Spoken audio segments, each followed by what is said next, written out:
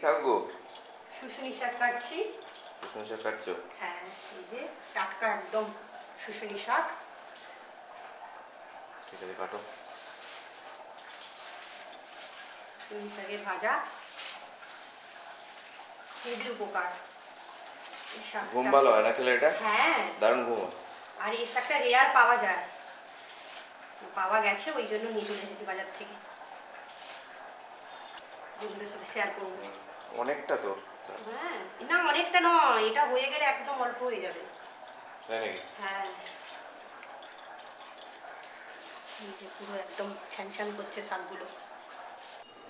এর কি শাক? শুশুনি শাকে নুন দিচ্ছ? হ্যাঁ, এই শুশুনি শাকটা একটু সিদ্ধ করবো, আচ্ছা। তারপরে ভাজা করবো। হালকা লবণ দিলাম।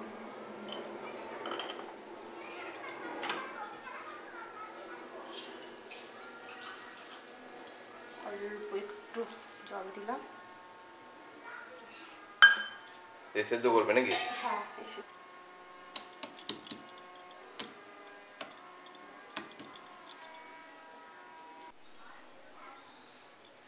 পেঁয়াজ দেবো কুচনো।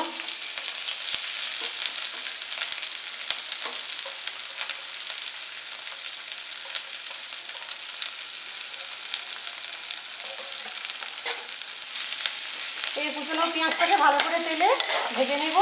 মানে এটা শুশুনি শাকের জন্য করছি? হ্যাঁ হ্যাঁ হ্যাঁ, শুশুনি শাকের জন্য করছি। দুটো শুকনো লঙ্কা দিয়ে দেবো। এবার রসুন দিয়ে দিব।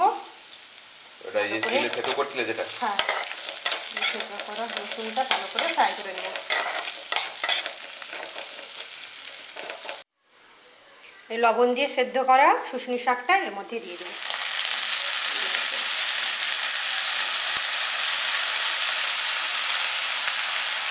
দারুণ হয়েছে শাকটা, দেখতে সুন্দর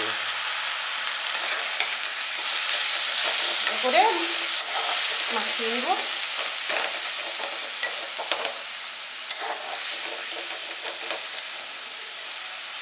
জলটা মরলে, ভাজা ভাজা হলে তারপরে গিয়ে শাকটা আসছে। জলটা ভালো করে মরবে। এই শাকটার স্বাদ যেমন দ্বিগুণ হয়, তার জন্য অল্প, একদম অল্প চিনি দিয়ে দেবো। শাকটা স্বাদ ভালো আছে। হয়ে যাচ্ছে নাকি? হ্যাঁ, হয়ে যাচ্ছে। হবে, ভাজা ভাজা না হলে না ভালো লাগে না, জল জল জল লাগবে। হালকা একটু ভাজা ভাজা হলে।